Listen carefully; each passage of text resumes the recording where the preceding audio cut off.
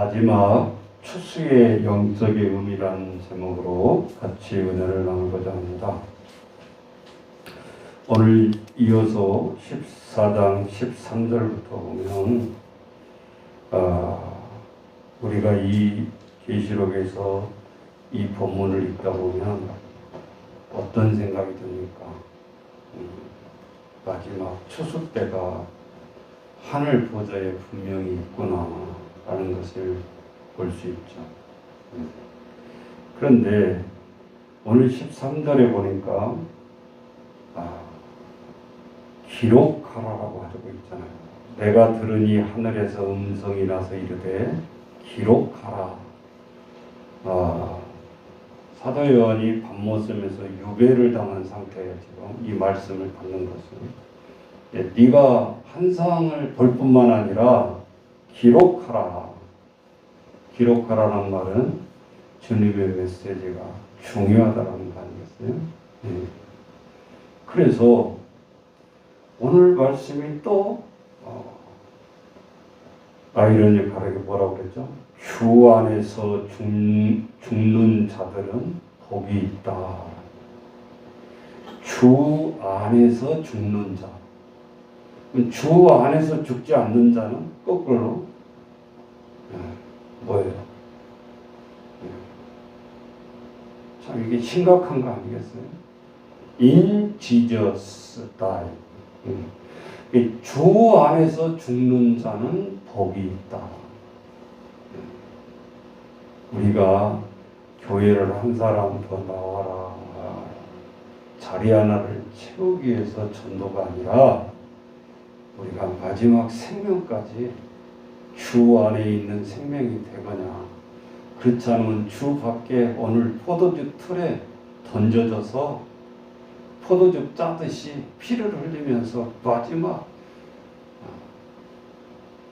처벌을 당하는 틀에 노임을 당할 거냐. 이게 무시무시한 사건 아니에요? 네. 자, 그런데 분위기를 심판적으로 다 읽으면 안 돼요. 여러분 오늘 근성을 읽으면 안 되는 것이 낯을 가진 사람이 몇 사람이에요? 똑같아요? 달라요? 네? 지금 놓쳐버리고 읽었다는 소리예요. 자, 잘 보세요.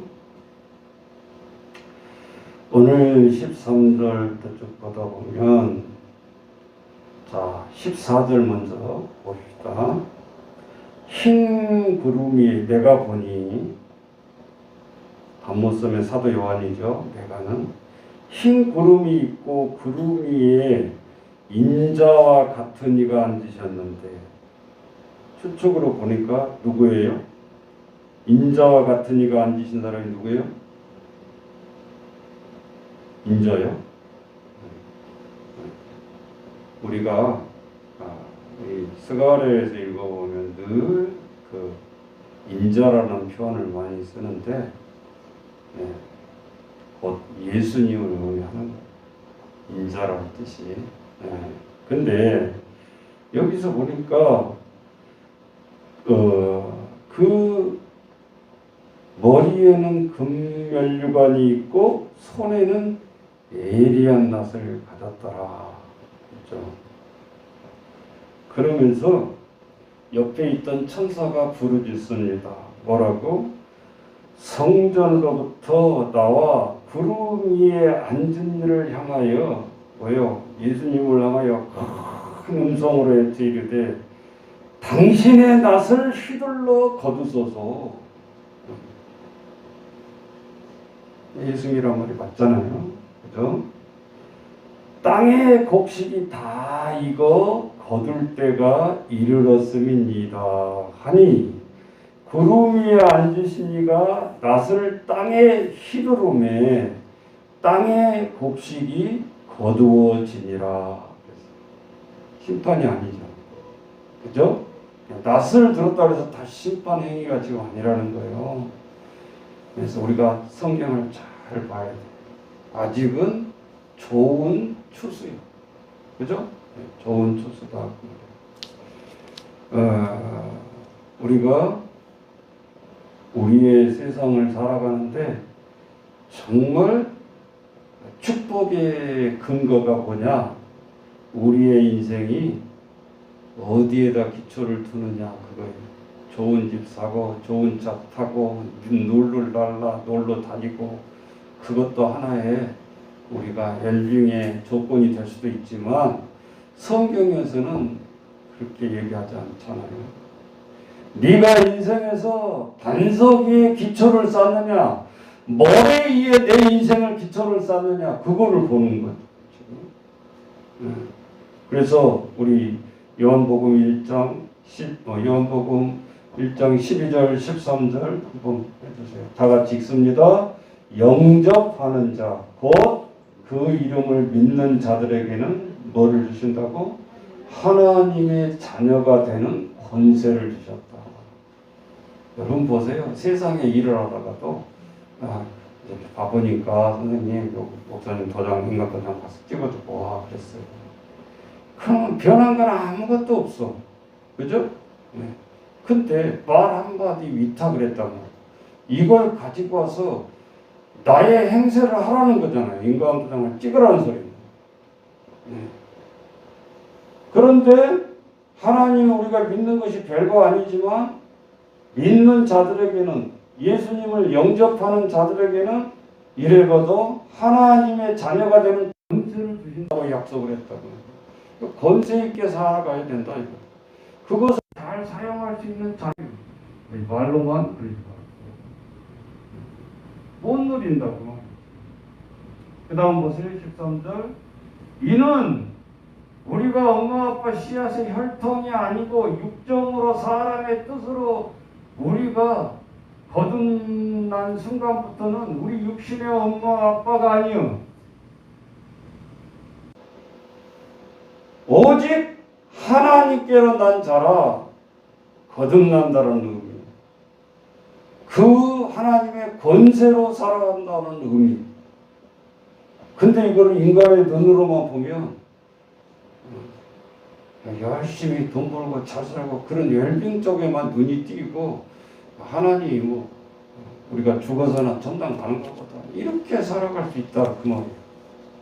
반대로 하나님의 권세로 눈을 뻑 뜨고 살아가는 사람들은 불행이 겹치나 행복이 겹치나 기쁜 일이 겹치나 슬픈 일이 겹치나 하나님의 자녀로서의 영안이 열려서 이 세상을 살아가는 사람은 다르다고 말해요. 우리가 부모, 아버지, 아빠를 대신해서 하는 일이 기쁜 일만 하는 것은 아니잖아요. 마찬가지.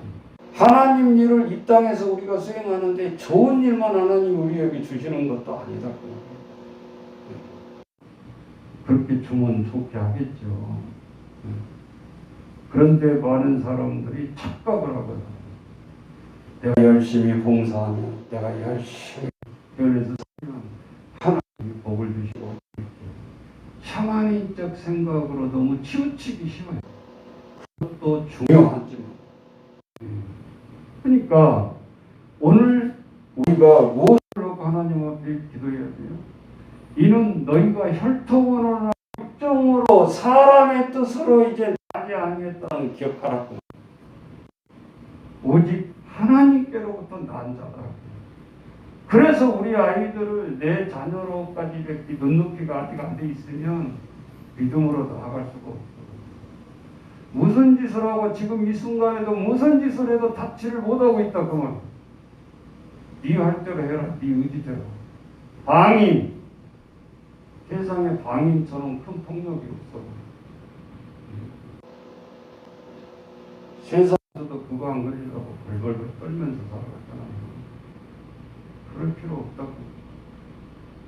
우리가 하나님 편에서 어떻게 서 있냐에 따라서 떨면서 살지 아니할 수 있다고. 그래서 오늘 보니까 뭐라고 그랬어요? 반석 위에 기초를 쌓는다는 말은 하나님의 믿음의 고백 위에서 우리가 서야 된다고. 그러니까 예수님이 12제자 맨날 핀잔 주다가 칭찬한 대목이 나와요. 칭찬한 대목.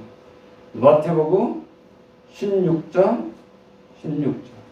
너희는 나를 누구라 하느냐 했을 때 예수님이 대답을 듣습니다. 주는 그리스도시요 살아계신 하나님의 아들입니다. 딱 한 줄이지만 복음의 핵심이잖아요. 그랬더니 예수님이 뭐라고 사도 바울 맨날 비난하고 귀신도 못 쫓아낸다고 능력도 없는 줄 알고 맨날 주님 앞에 부시렁부시렁하고 왜 우리는 안 나갑니까? 따지고. 근데 그때 대답에 바요나 시몬아 내가 복이 있다. 그 음성 속에서 아니, 성경에 아무리 찾아봐도 아주 깔끔한 칭찬은 거기야. 예수님 앞에 제대로 고백했을 때 믿음의 고백에 하나님이 복을 주셨다 그 말이에요. 예수님도. 근데 네가 그거 대답하는 거 너 이성적으로 생각해서 나한테 대답한 거 아니다. 너 알아라. 성령이 너에게 지금 복을 준 거야. 시몬아 귀신하고 지금 도망갈 줄 모르는 줄 예수님이 다 깨뜨려오고 있는 얼마나 우리가 이게 참 주님 앞에 조금만 지나면 예수님 모르고 도망갈 줄 알면서도 참 얼마나 예수님이 제자를 바라보면서 했을까요? 그래도 그 순간이 너무 우리가 아이들한테 질문하면 그냥 보석 같은 답을 하면 그냥 기쁘지 않아요.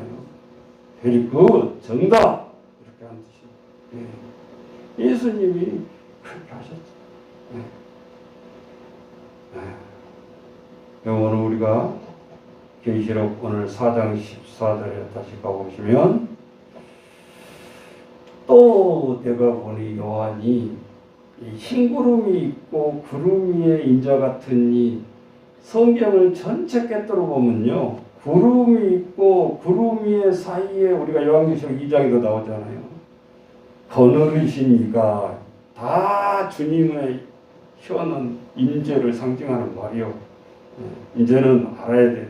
계시록이 다 끝나가는데 자, 흰 구름 위에 있고 구름 위에 인자와 같으니 다시 다니엘서에 보면 메시아, 오실 메시아 인자 앉으셨는데 그 머리에는 뭐가 있다?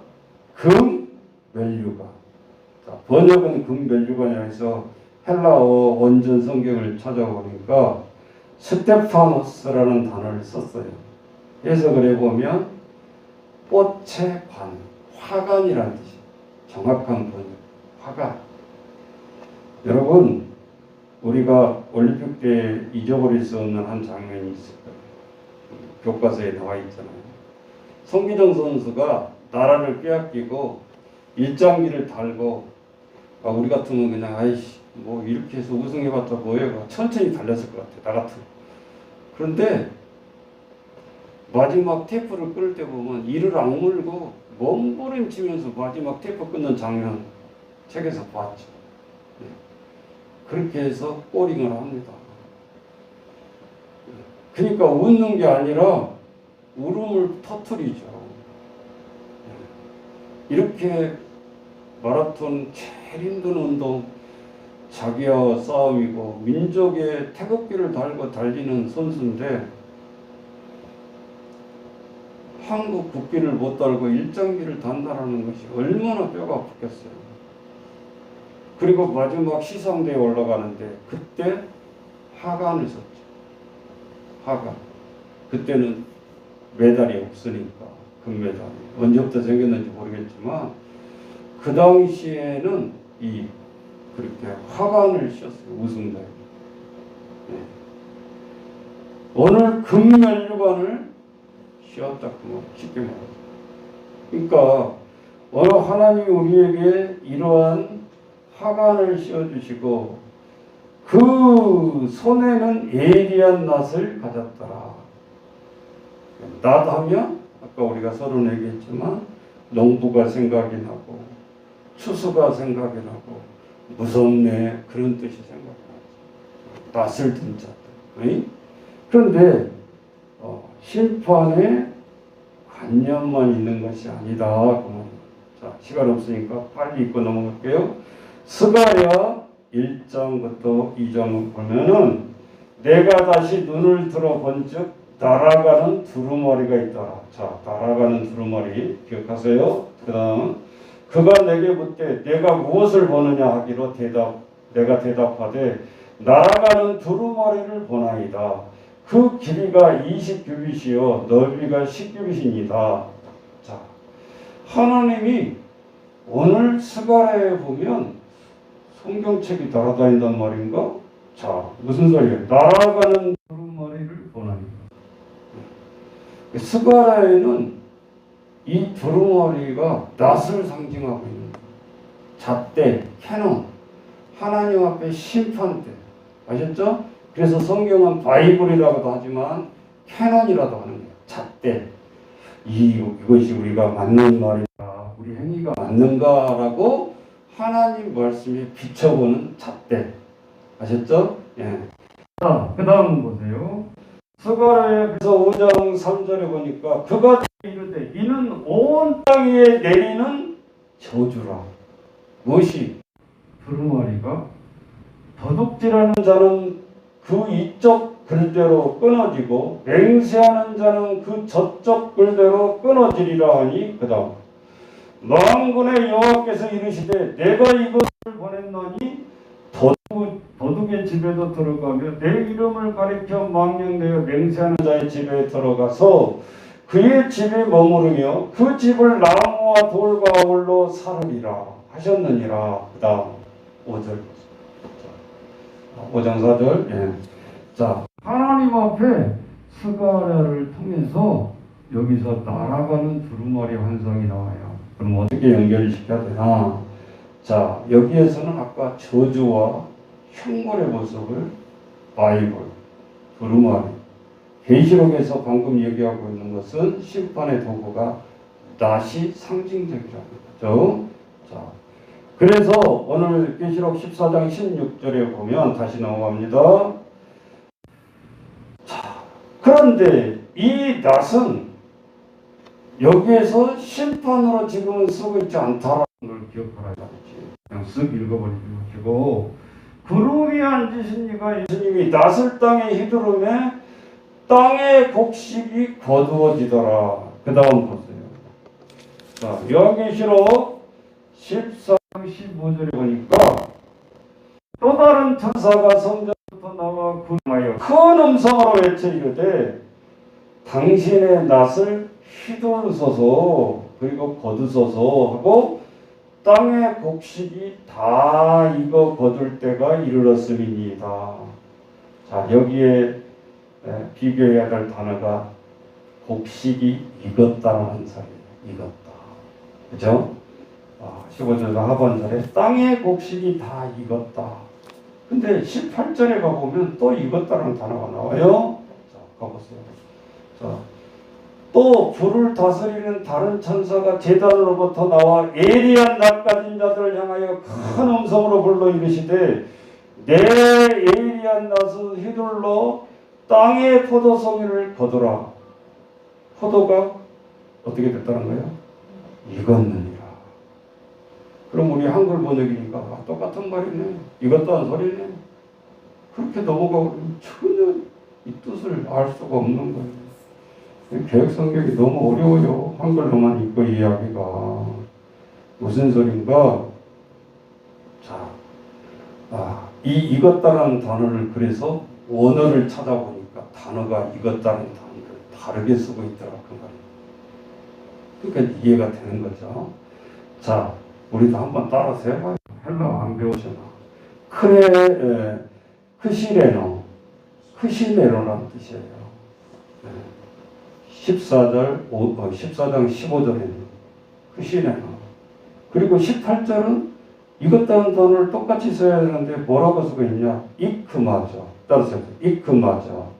예, 그러면 익었다라는 비용을 그래서 우리가 이제 언어도 좀 배워야 된다는 말이 그 말이에요. 이게 확실한 뜻을 알아야 되니까 땅의 곡식이 15절은 다 익어가고 18절은 포도가 익었느니라 그랬어요. 그러니까 과일이 익은 거 똑같은 것 같은데 아니야. 유대 농사법을 보면 우리가 복음서에 이런 말이 있죠. 생각날 거예요. 예수님이 말씀하실 때 이 말이었죠. 추수할 때가 되어 희어져 가느니라. 이런 말을 들어본 적이 있어요. 이때 희어져 간다라는 뜻이 우리나라 농사법하고 조금 다른데, 유대인은 곡식을 익으려면 먼저 뭐예요? 물을 쫙 빼죠. 추수를 하려면 물 있는 데서 못하잖아요. 그런 다음에 어떻게 하죠? 땅이 말라가요. 땅이 마른 다음에 단단해야 들어가서 추수를 할 거 아니에요. 그러니까 추수 옆에 우리 저 전라도 같으면 그걸 피라고 그래요. 피. 곡식같이 비슷한데 곡식이 아니야. 그래서 그걸 뽑아오죠. 피 뽑는다고 했잖아요. 근데 이스라엘 보면 그 잡초가 옆에 굉장히 많은 거예요. 알곡도 있지만. 그런데 추수 때가 되면 그 알곡 옆에 풀들이 하얗게 말라서 죽어가요. 그러니까 이 말이 예수님이 추수할 때가 되어져서 희어져 간다. 그 말은 밑에 밭바닥이 곡식으로 이렇게 거둘 때 다 주변이 희어져 가는 것을 말하는 거예요. 이해되시나요? 예. 두 번째, 잡초가 먼저 말라서 희어져 가고, 세 번째, 위에 고개 숙였던 알곡이 바르기 시작합니다. 그럴 때 낯을 베는 거예요. 그러니까 자연적으로 추수가 되어져서 마지막 알곡 타당을 하는 거예요. 그러면 위에 아까 14장 15절에는 땅에 곡식이 다 되어졌어. 제가 써놨어요. 예. 추수할 때 땅이 마르고 잡초가 말라 땅바닥이 휘어져 가고 알곡이 마르는 장면. 예수님 말씀 추수할 때 휘어져 간다. 추수해도 될 만큼 충분히 익었다. 그러니까 우리의 인생이 하늘 부저로 갔을 때는 이미 추수가 끝난 상태예요. 더 일할 수도 없고 더 잘할 수도 없고, 마지막 때 알곡의 낯을 먼저 기다리는 거예요. 그래서 우리 노래 보면 알곡은 곡간에, 아닌 거는 쭉정이는 창고에 또는 불에 던져져 사라진다고 했잖아요. 복음성가 노래에 보면. 자, 그래서 오늘 이 크레시노의 뜻은 이제 주님이 알곡잔치예요. 그래서 우리가 중고등부 때 많이 했는데 요즘은 이제 안 하잖아요. 문학의 밤이라고 해가지고 알곡의 밤, 그렇게 비유를 해서 했던 거죠. 추수도 알곡을 기다리고 있고 우리도 알곡잔치에 참여한다. 그건 자, 14장 15절은 그래서 자연이 땅이 곡식이 다 익어서 주님께서 알곡에 들여드리는 거예요. 그럼 이 알곡은 성도를 지칭하는 거죠. 아셨죠? 그러면 이 알곡의 추수에는 성도를 지칭하면서 뒤에 포도가 익은 말씀이 나와요. 자, 거기에 보면 이크마저라는 뜻이라고 했죠. 똑같이 이거 18절 다시 가보면 또 불을 다스리는, 자, 여기서 또 놓쳐버리면 안 돼요. 처음에는 구름 위에 계시는 이가 낯을 들고 주님의 주님의 심판이 아니라 알곡잔치. 우리를 예수님이 천국에서 맞아준다라는 말이 맞는 거예요.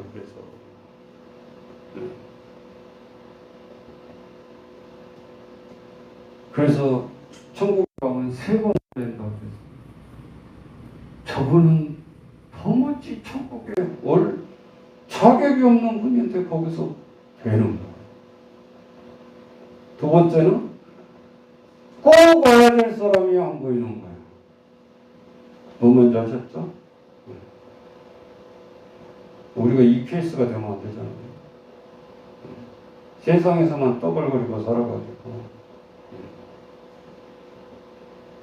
그리고 정말 선생된 자들이 올 때 예수님이 뛰어나와서 맞이한다는 거예요.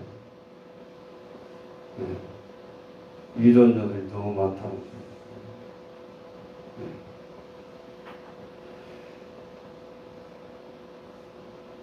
결국 또 다른 천사가 제단으로부터 나와서 이제는 추수하세요!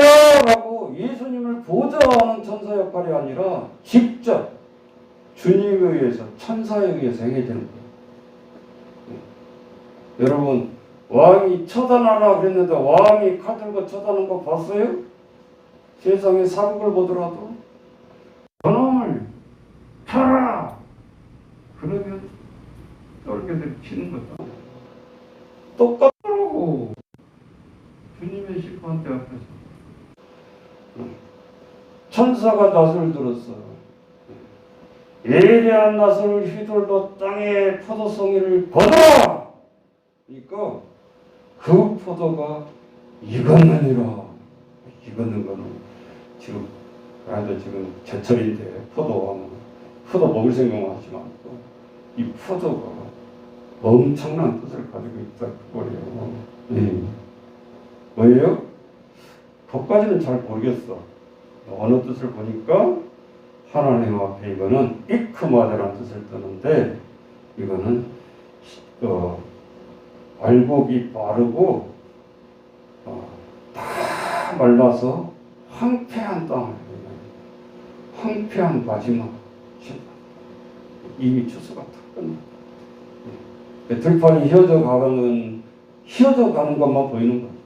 쉽게 말하면. 자, 그 포도가 익었느니라 하면서 다음 보세요. 14장 19를 보니까 천사가 낫을 땅에 휘둘러 땅의 포도를 거두어 하나님의 진노의 틀, 그죠? 큰 포도주 틀에 던져지는, 거두는 게 아니라 던져지는 거라고. 지금 익은 포도주를 던지는 거다. 거두 알곡으로 거두는 게 아니라 정반대 개념 아니에요? 그 다음 보세요. 틀이 밟히니 틀에서 뭐가 나와? 피가 나와. 무슨 뜻인지 이해가 되죠. 뒤에를 읽어봐요. 앞에는 먹은 포도였고 여기 뒤죽박죽 되다가 뒤에 보니까 그 진노의 하나님 틀에 던져졌는데 그 틀에서 포도즙이 흘러내는 게 아니라 피가 나서 말 굴레까지 닿았고 1600 스타디온에 퍼졌더라 그랬어요. 이 부분도 상당히 또 어려워요. 무슨 말인가? 하나님 앞에 우리가 마지막에는 이로 딱 갈라진다. 열심히 산 자, 선행을 많이 한 자, 이렇게 갈라지는 게 아니에요. 계시록에 보면 성 안에 있었냐, 성 밖에 있었냐. 중요한 거예요, 개념이. 내가 장사를 하던, 회사를 경영하는 시호로 살던, 공무원으로 살던, 무역을 하고 살던, 어떤 형태의 직업을 갖고 사는 것이 중요한 게 아니다. 그 자기 한 사람 한 사람 맡은 일에 충성하는 것이 중요하긴 하죠. 그러나 하나님 앞에 볼 때는 그 직업군이 그렇게 중요한 건 아니다. 그러면 하나님이 보실 때 판단은 따라서 해보세요. 생명을 가진 자, 가지지 못한 자, 이렇게 보여요. 너는 내 생애 속에서 일을 하면서 생명을 가진 자를 붙들고 살았냐? 그런 생명과 상관이 없는 일을 가지고 평생 붙들었냐? 이걸 보신다는 거예요, 주님은. 그 교회에서 뭐 조금 전도하고 뭐 조금 더 못하고 그런 것 갖고 치사하게 하나님은 따지지 않으셔. 마지막 심판 때에 그 중요한 것이 뭐냐고. 그래서 우리가 사도 바울 서신에 보면 이런 말이 있었죠. 자, 복음서에는 예수님이 뭐라고 했어요? 오늘 무엇을 먹을까? 입을까? 걱정하라 걱정하지 마라. 걱정하지 마라. 사도 바울 서신에는 좀 차원이 높죠? 뭐라고 얘기해요? 너희가 먹든지 마시든지 무엇을 하든지 무엇을 하든지 오늘 무엇을 하든지 그건 지금 얘기 안 하고 있잖아요. 하나님의 영광을 위해서 하라.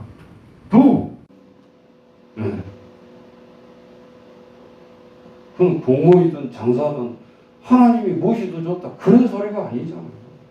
먹든지 마시든지 무엇을 하든지 네 마지막 목표는 하나님의 영광을 바라보고 하라는 거예요.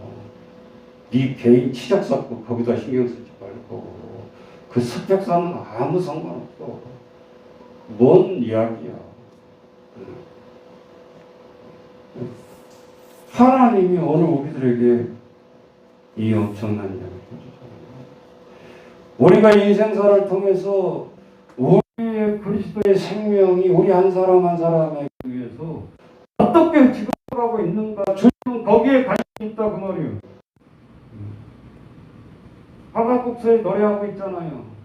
서양간에 서가 없어도 맞죠? 나는 주 여호와를 위해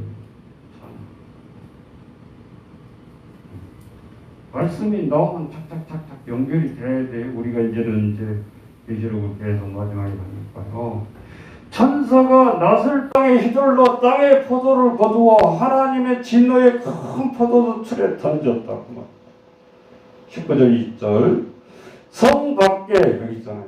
성 밖에 아까는 성 안에 알곡잔치 이제는 성 밖에 있는 모든 인간을 총칭한 이야기예요. 성 밖이라는 말. 그 당시 하나님의 성소 예루살렘 성도 집중하고 생명과 관계없는 일을 하는 자들 그 말이요. 성 밖에서 그 틀이 밟혔다. 그 틀에서 피가 나서 말글레까지 닿았고 1600 스타디온에 퍼졌더라. 여기 또 뒤에 용어가 또 어렵잖아요. 이게 아무것도 아니에요. 거리 측량 표시야. 무슨 소린가? 계시록은 묵시문학이라고 했어요. 그러니까 이런 게 이제 묵시문학적 표현인 거예요. 몇 미터에 퍼졌더라 그냥 이러면 팩트잖아요. 근데 그렇게 안 표현하고 1600 스타디온에 퍼졌다. 스타디온이 무슨 뜻인가? 라고 초작해서 찾아보니까 이거는 이사야 63장 12번만 좀 보아주실래요? 자, 이사야 63장 1절부터 6절에 보면 여기 에돔이라고 나와요. 에돔에서는 이가 누구며 붉은 옷을 입고 보스라에서 이 보스라의 지명에서 찾아보니까 이게 아마겟돈이라고 했어요. 그러니까 보스라에서 오는 이가 누구냐? 그의 화려한 의복 큰 능력을 얻는 이가 누구냐? 그는 나인이 공의를 말하는 이요? 누구요? 공의를 말하는 사람. 예수님 상징한 거 아니에요? 자, 구원하는 능력을 가진 이라. 그 다음 어찌하여 내 의복이 내 옷이 포도주 틀을 밟는 자 같으냐? 맞죠?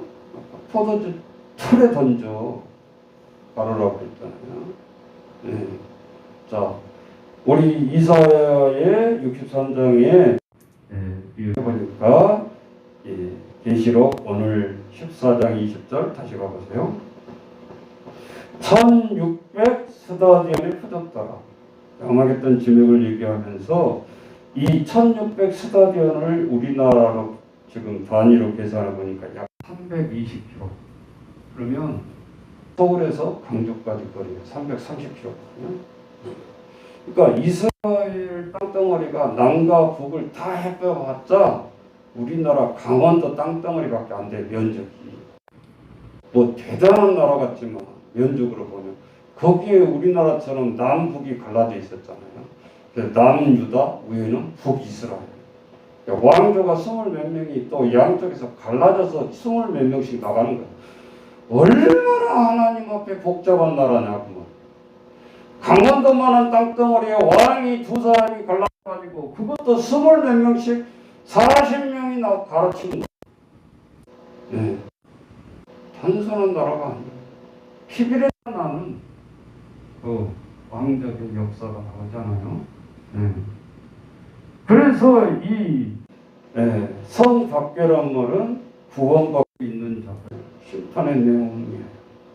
우리가 마지막 정리를 하자면 처음 구름이 앉으신 이가 낫을 가지고 휘두르는 장면은 구원 심판이 아니라고 했다가 추수하는 날 알곡을 성도들을 모아드리는 장면이고 후반전 오늘 예수님이 낫을 가진 게 아니라 천사가 낫을 가졌을 때 액션이 들어가는데 포도주 틀에 성 밖에 있는 자들을 집어던져서 피가 떨어지는 장면이 오늘 나온다.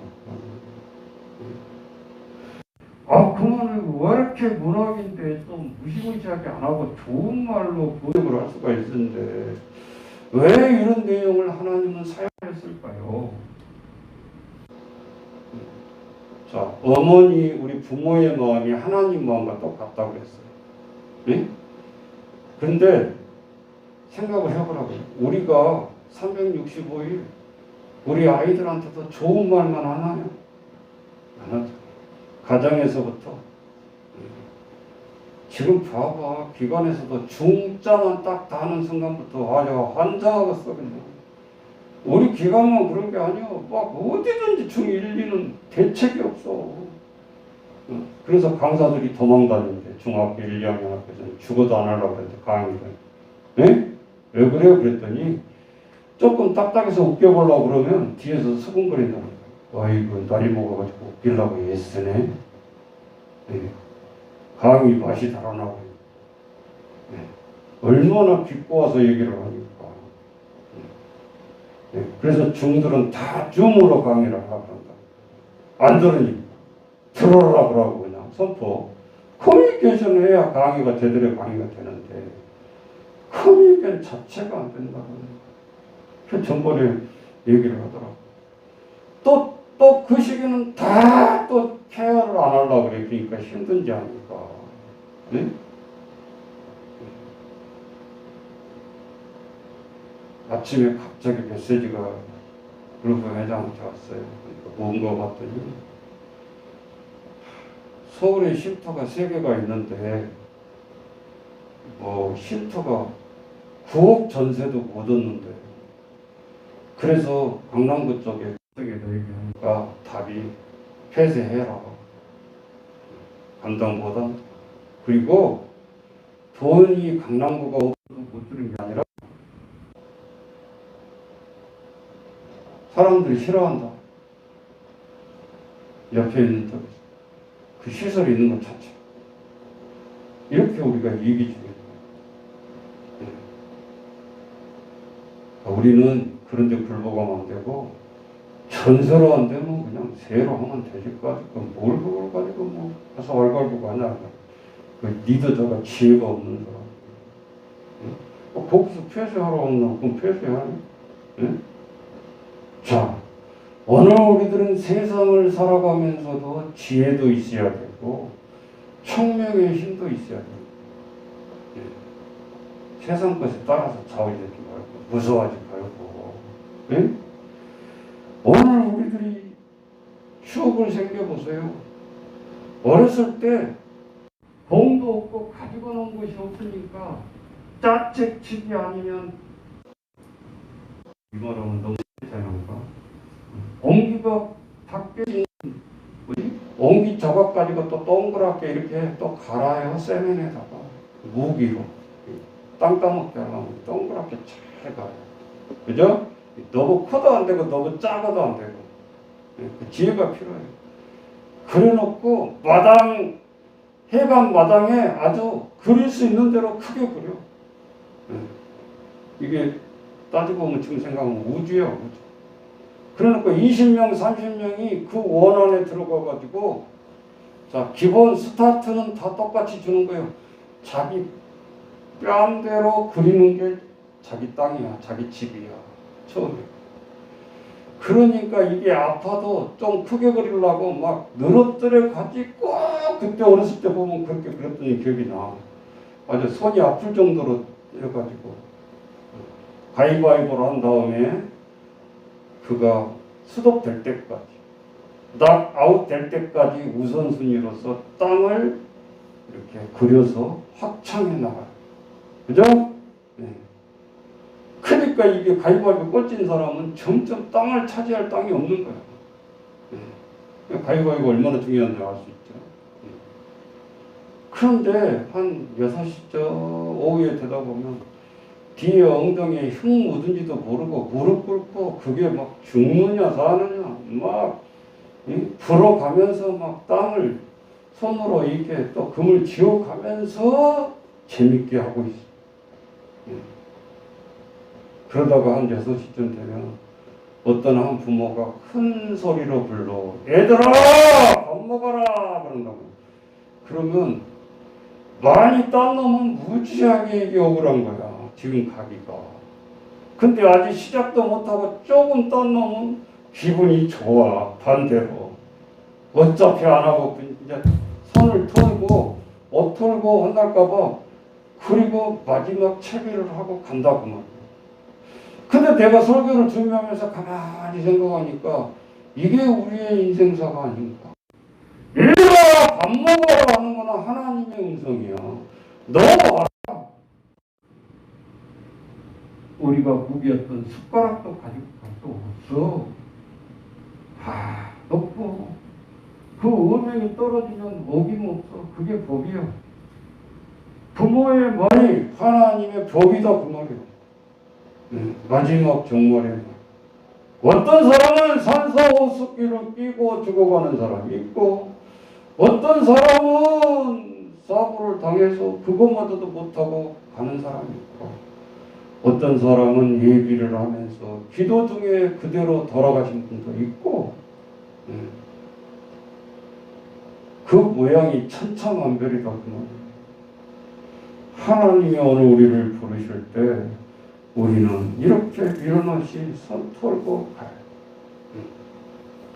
그래서 얻을 생명 있는 자와 없는 자가 같이 살다가 마지막 틀에서 갈라진다고 말이에요. 예수 그리스도의 구원의 틀에 의해서 알곡으로 꼭꼭 익어간 마지막 사람을 추수한다. 그럼 이걸 한번 대생인줄 해봐야 되는 거예요. 그러면 주님 앞에 알곡으로 추수권으로 들어간다는 소리는 여러분 추수할 때 이게 풍랑 없이 추수가 되냐고 말이에요. 고개가 숙이냐고 말이에요. 비바람 치면서 복식도 모진 바람을 견디면서 추수를 한다. 맞죠? 우리 삶이 그렇다고 말이에요. 어떻게 보면 웃는 날보다 인상 쓰고 걱정한 날이 더 많아. 그런데 어느 날 뭐 전쟁이 터지고 국가 간에 그러다 보면 내 목숨을 거는 순교자가 나올 수밖에 없고 내 생명을 걸어야 되는 시기가 있고 하나님이 그걸 보는 거예요. 그러니까 맞아들은 알곡 잔치는 기쁨의 잔치가 될 수밖에 없죠. 인내하고 수고하고 고통 속에서 참아낸 우리를 위로해 주시는 뿐만. 그러니까 이 알곡잔치는 기쁜 거예요. 이 세상 살 때는 너무너무 힘들었지만 주님 보좌에 갔을 때는 그게 잔치의 자리거든요. 두 번째, 오늘 천사가 든 포도틀에 낫을 든 오늘 잔치는 이거는 구원의 잔치가 아니다. 집어 던져버리는 잔치. 심판의 낫이다. 여러분 이것을 우리가 믿는다라고 하면 지금 예수 믿으라고 해가지고 안 믿을 사람이 누가 있겠어? 봐요. 지구를 흔든 것이 아니라 지구에 360도가 있다 그러면 7도 정도만 움직여도 우매히 죽겠네 그러고 다들 쓰러지고 막 숨고 난리가 아니잖아. 이번에 지진 또 일어났잖아. 어디요? 멕시코인가 어디? 엄청 죽었더라고 또. 한순간에. 몇 년 전에도 멕시코가 그 엄청난 지진에 또 엄청난 많은 인이 죽었는데 이제 두 번 겪은 사람은 트라우마가 생긴 거예요. 흔들거리만 하면 그냥 어쩔 줄을 모르는 거지. 누가 말 안 해도 세상의 기근을 보고 죽어가는 것을 옆에 보면서도 깨닫지 못하느냐. 처처의 기근과 지진이 이때 끝은 아니다. 재난의 시작이니라. 오늘 우리에게 말씀하고 계시잖아요. 자, 오늘 우리가 살아갈 때 정말 반석 위에 기초를 우리의 믿음의 고백 속에 서두에 제가 세워야 된다고 했어요. 우리 하나님 앞에 오늘 우리의 인생의 두 가지 기초를 잘 세우면서 우리 마지막 영적 의미도 무서워 떨고 덮어버리지 말고 요한계시록을 보면 볼수록 더 우리의 신앙이 견고해지고 어떻게 나아가야 되는가를 우리에게 말씀해주고 있잖아요. 아이들한테 동화처럼 성경도 가르치지 말고 이 분명한 정말력 느끼는 것도 잘 가르쳐야 된다고. 자, 오늘 하나님 앞에 우리 마지막 추수 때의 영적 의미를 하나님 앞에 선포했습니다. 이러한 은혜가 오늘 우리들에게 이 시간 이후로 다시 변화가 되어져서 마지막 추수 때까지 잘 우리가 추수하는 저와 여러분 되시기를 주의 이름으로